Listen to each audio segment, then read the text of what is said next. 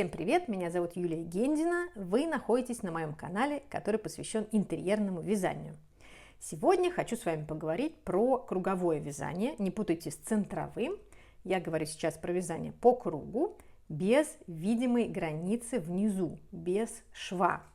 Что я имею в виду? Ну, давайте посмотрим. Вот сейчас я вяжу вот такую вот подушку. Узор, который вам очень хорошо знаком, это узор называется «Простая геометрия». Вы его могли видеть в моей книге. Вот он.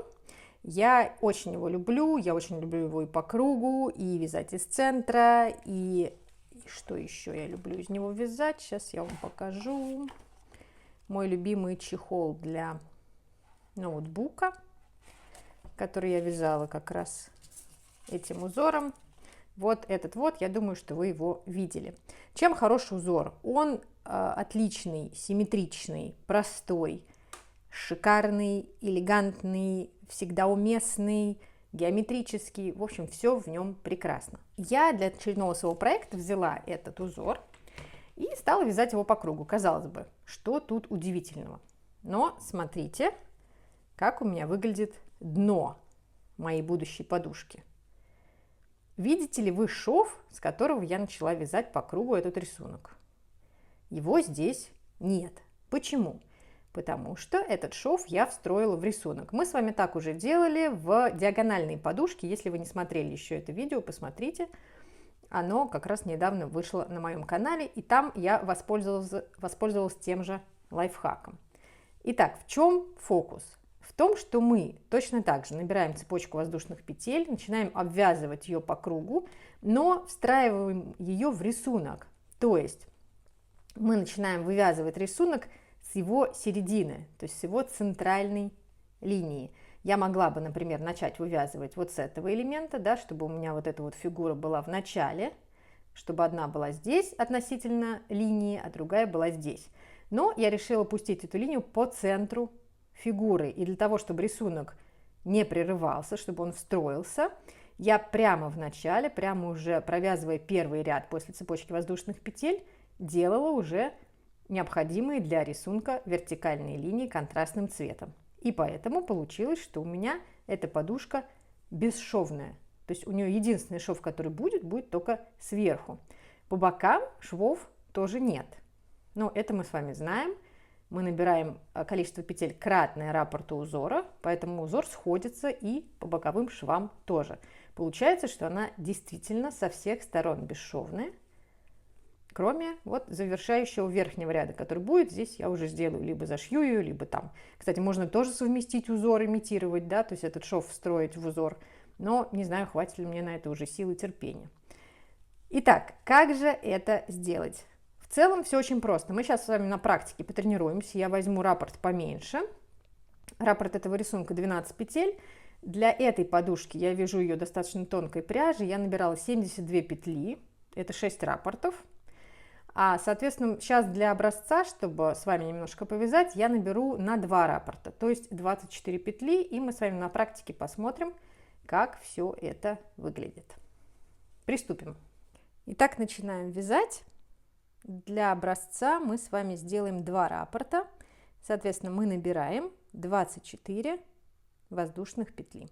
Набрали 24 воздушных петли, переворачиваем нашу цепочку и начиная со второй вот этой вот перегородки мы провязываем столбики соединительные.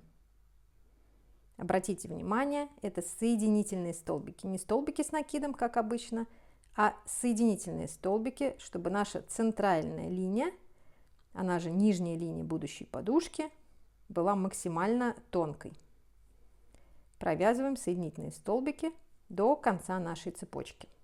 Провязали почти до конца и, завершая последний столбик, протягиваем нить контрастного цвета.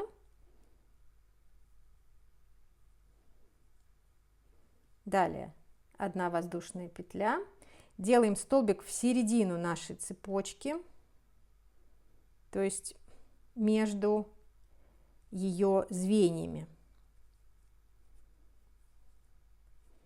Провязали этот столбик, он нам необходим, чтобы увеличить до 24 на каждой стороне количество петель.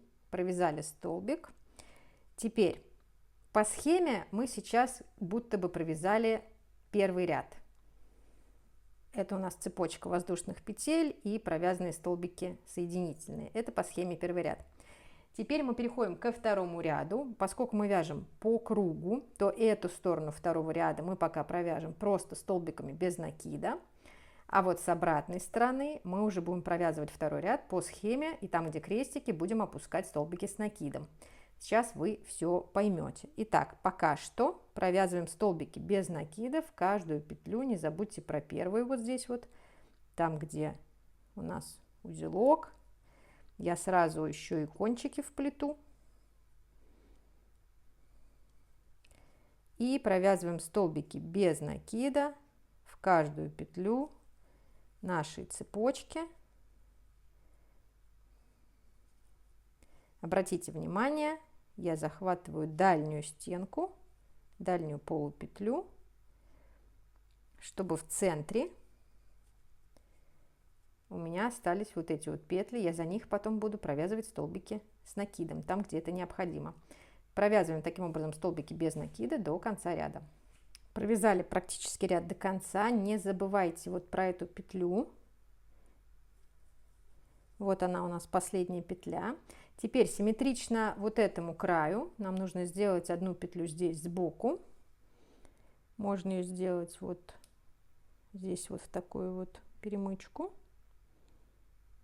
Эти две боковых петли с одного края и с другого нам нужны, чтобы довести количество петель на каждой стороне до 24 необходимых. В следующих рядах мы уже никакие здесь прибавки делать не будем. Провязали. Теперь провязываем вторую сторону. И вот здесь мы смотрим на схему, и по схеме мы уже видим крестик, который стоит сразу же в первой петле. То есть нам нужно сразу вместо вот этой петли опустить столбик с накидом вот сюда.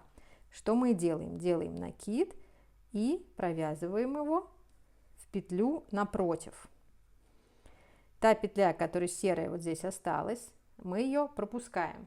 Дальше по схеме у нас 3 столбика без накида. Теперь снова крестик, значит столбик с накидом. Куда его опустить? Нам нужно пропустить 3 столбика внизу. Да? То есть вот мы считаем, вот сюда мы провязали сейчас. 1, 2, 3 пропускаем, значит сюда, вот в эту петлю опускаем столбик с накидом. Далее 1 столбик без накида. Снова 1 здесь пропускаем. 1 столбик с накидом. Не забывайте здесь пропускать тоже петли. Далее 3 столбика без накида. Снова 1 столбик с накидом. Как понять, куда опускать? Считаем. Вот сюда уже провязали. 1, 2, 3. Значит, в эту петлю опускаем столбик с накидом. 1 столбик без накида. 1 столбик с накидом. 3 столбика без накида. Все смотрим по схеме.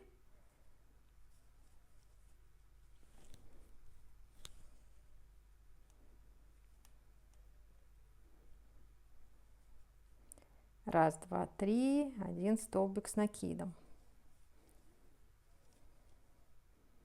1 без, 1 с накидом.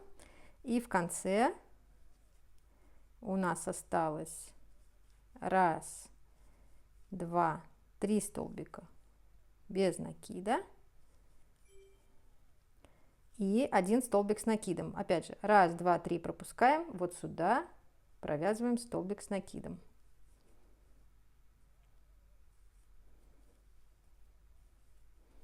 Все, замыкаем вязание. Вот у нас тут петля. Вот она, первая петля. В нее замыкаем. Это у нас второй ряд был.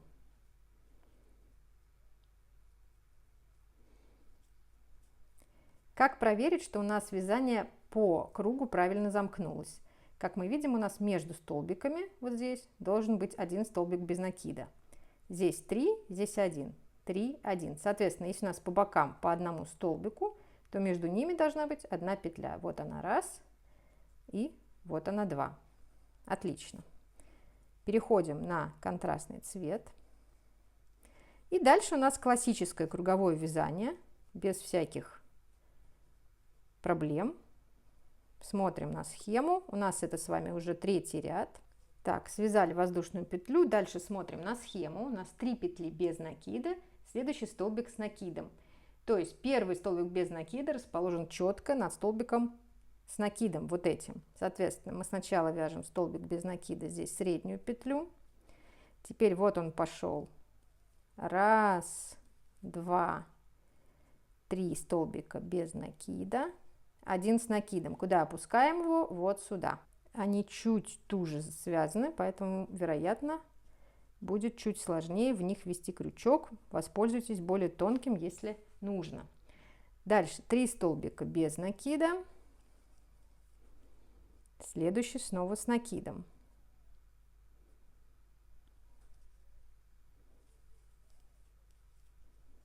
Так, опять 3 столбика у нас без накида. Так, это у нас скрывается.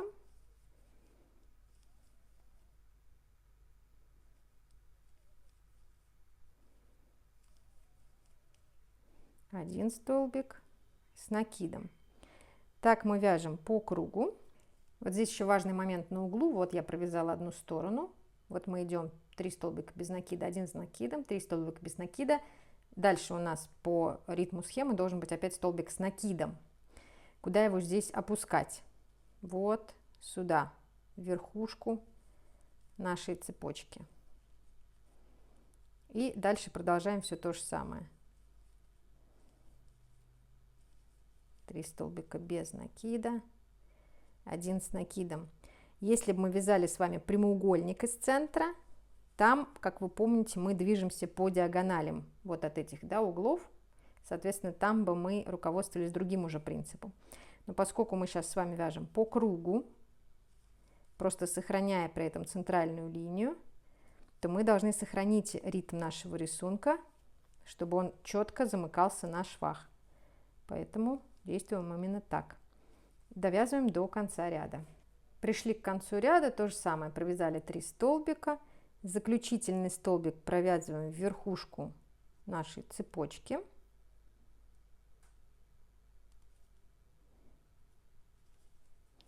И соединяем ряд.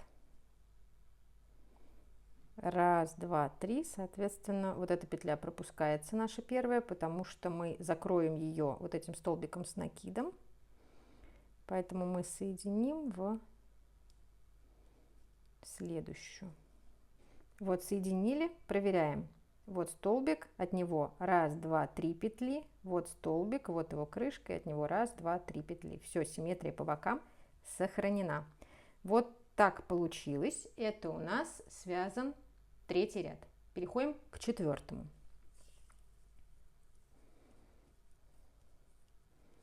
Одна воздушная петля. Смотрим, что у нас в четвертом ряду. У нас в четвертом ряду должны быть уже вот здесь и вот здесь столбики. Соответственно, раз, два столбика без накида, и вот здесь у нас уже столбик с накидом. Окей. Значит, сначала вяжем столбик без накида, столбик без накида. Так. И вот здесь уже у нас столбик с накидом. Дальше 3 столбика у нас без накида, даже больше, не 3, 5. Так, и здесь у нас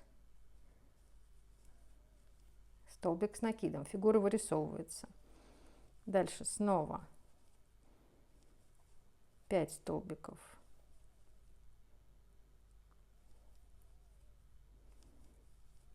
без накида. Следующий столбик с накидом, уже похоже на правду. И так вяжем до конца ряда. Довязали до конца ряда. Вот у нас столбик с накидом, 3 столбика без. Проверяем. Здесь до этого столбика у нас 2 столбика без накида. Всего 5, так же, как и здесь везде. Все правильно, значит, соединяем в первый столбик. Шов у нас сойдется, и рисунок сохранится. Вот у нас начинает уже полотно складываться в лодочку, то, что нам и нужно. Дальше рисунок вывязывается наверх, все в порядке. На швах он будет совпадать. Все в порядке. И он абсолютно скрыл центральную линию, поэтому здесь тоже полотно не будет прерываться, рисунок не будет прерываться. Вот таким образом, ничего сложного, просто нужно привыкнуть к тому, держать в голове тот факт, что вы рисунок совмещаете по этой линии, поэтому вы вяжете его. На самом деле можно вязать его с любого места, да, то есть вы могли бы совместить его в любом месте, но мне кажется, что гармоничный вариант получается, если у нас центральная линия, собственно, расположена по центру нашей симметричной фигуры. Ну что ж, надеюсь, что у вас все получится. Обязательно попробуйте сначала на небольшом образце.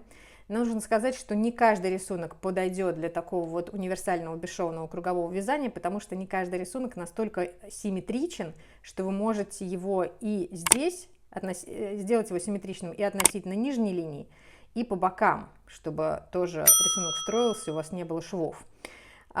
Если правильная симметрия, то тогда все получится. Напоминаю, что очень много узоров вы найдете в моей книге «Самый нескучный плед», а еще недавно в своем канале Telegram я выкладывала ссылку на топ-10 моих любимых узоров, которые всегда в моей копилке. Это моя база, которые отлично ложатся для любого интерьера, и которые я всегда использую. Если вы еще не видели этот топ-10 узоров, то в описании к этому видео я оставлю ссылку на них. Итак, приятного вязания, будьте здоровы! Пока-пока!